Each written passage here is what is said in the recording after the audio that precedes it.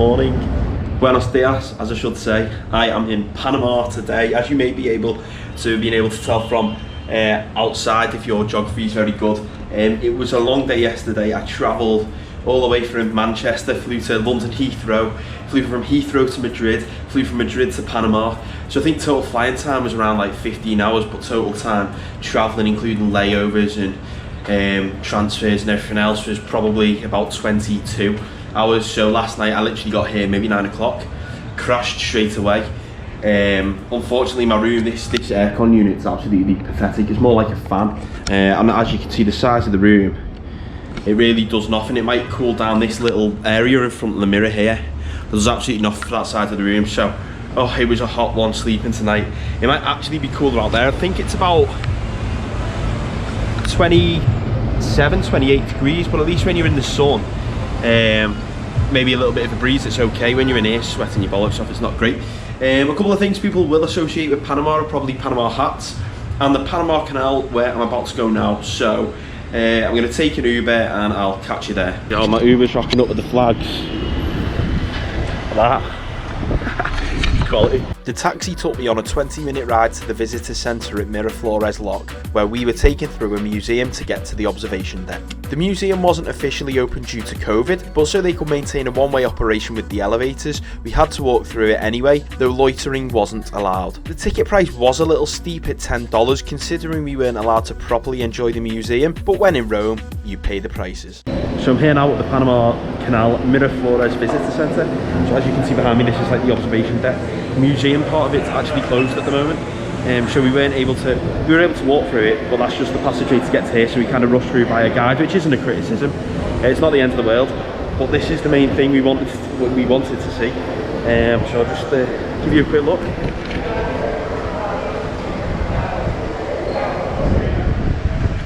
So this was built because, well, originally to get from, let's say for example New York to LA, to ship something from there you'd have to go all the way down towards the southern tip of Chile and Argentina, go around there and up the other side.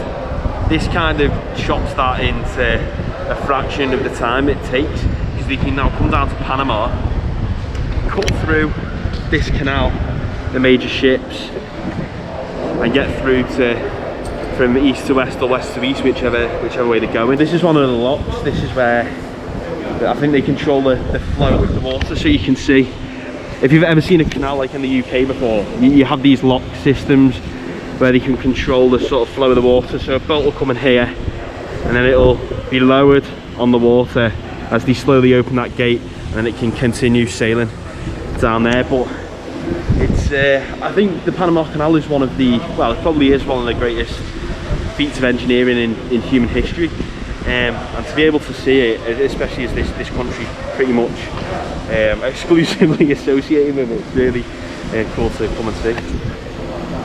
It's also nice and breezy up here, so I had an air-conditioned Uber, which was really cool. The Panama flags on the side.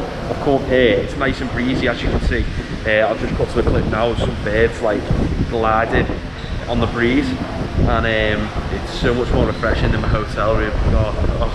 It's just nice to be out and a bit cooler. I mean, all that down there you could see before, it's disappeared in the rain and cloud and stuff. See kind of over there as well.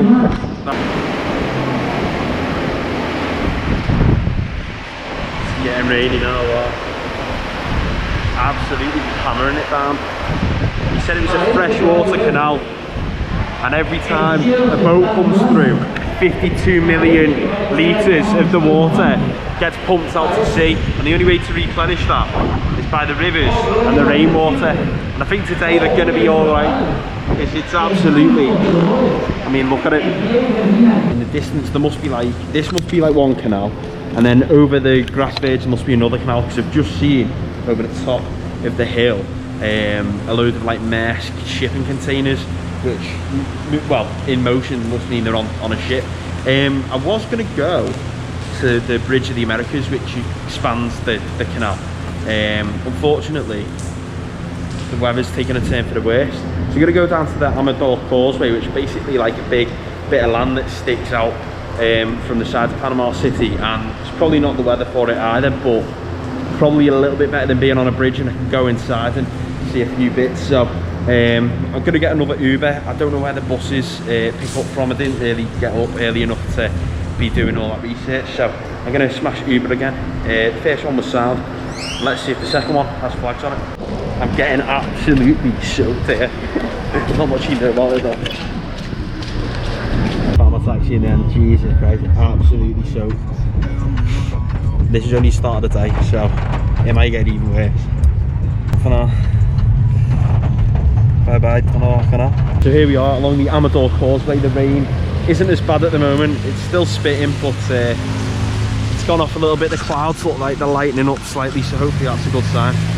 I don't really know what's here. It looks quite like resorty, you know, as if like there's a lot of hotels and places where sort of tourists sort of come to ride the bikes and whatnot. So I'll have a look around, see what's happening here and here. If there's nothing too exciting, we can always move on. This place is like some sort of food market type thing, and when there's no COVID conditions and when the weather's nice, it's probably pretty good. But it's a bit dead at the moment. But as you can see, you got the Christmas tree up, ready to go. Of course, Panama's a Christian country, as is much of Latin America.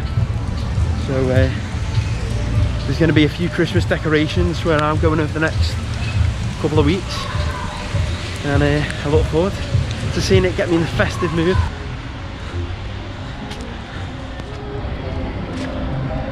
I do want to get, again like I did in Kyrgyzstan, some fridge magnets, so see these guys have any in here.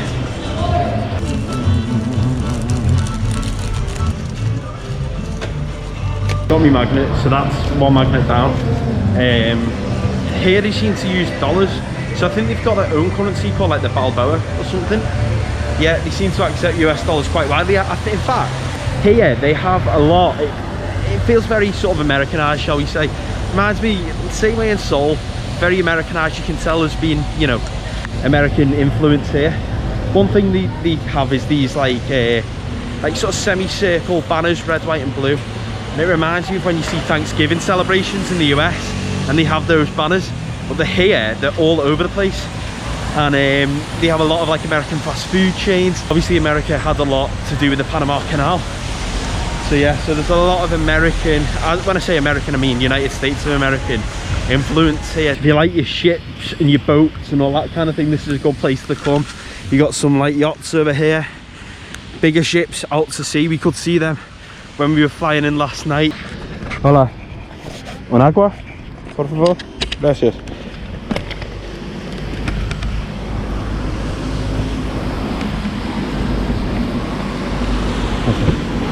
Gracias. And one thing I've not done much of today is eat or drink, so that's so good. Although I know the weather's miserable here, it's absolutely boiling, and that's exacerbated by the fact that the humidity is something like 81%, I think it said on the weather app before. So I'm just absolutely roasting, even though it probably doesn't look like it. And obviously I got up late this morning, so I just missed the breakfast buffet, which I'm not too bothered about because my hotel's not brilliant, so I assume the breakfast will be the same. But later I will go and get hopefully some sort of local food, maybe some like Latin American fare, and we'll see how well that goes down. I'm sure it'll whatever I order will be good, just because the fact I'm absolutely starving. Forgive me if I'm wrong, but I don't think boats are supposed to do that. Oh dear, it's not gone down well for that boat. Actually, this is my first ever time seeing the Pacific Ocean. I've never seen it before. So I think there are 5 oceans: the Atlantic, which obviously I live by, the Pacific, which is behind me, the Indian, which I've swam in, and the Arctic and the Antarctic as well. But I've definitely never been to the Antarctic Ocean. The Arctic Ocean, I'm not sure how far it stretches down into Norway. If it is by Bergen, I have any further north, probably not. But it's cool. I know it's only a body of water, it's not that interesting, but the fact I've never seen it before, it's cool to finally get to this part of the world and be able to see the Pacific with my own eyes. You even got a shipwreck to welcome me. Well, this looks like it's actually the end of the island. I thought you could go back round the other side, but it appears not. So there's not a great deal going on here. I think if it's a nice day, it's probably a little bit better. It's a cool place to rent a bike, to take a walk, that sort of thing. Today the weather's not brilliant, so there's some attractions further into the centre of town. We're going to go there now, and we'll see what we can find. After stopping by the Armadale Causeway, I took an Uber back towards Panama City's centre. Panama City isn't the most walkable of places, though they do have a bus and metro system to get around, but I found it just as easy with taxis, as they weren't too expensive and it allowed me to make the most of my limited time there. It was, however, time to explore the old colonial area, but that will come in the next vlog. Get subscribing so you're notified for when that drops, like this video if you enjoyed it, and as always, thank you very much for watching, and I will see you next time.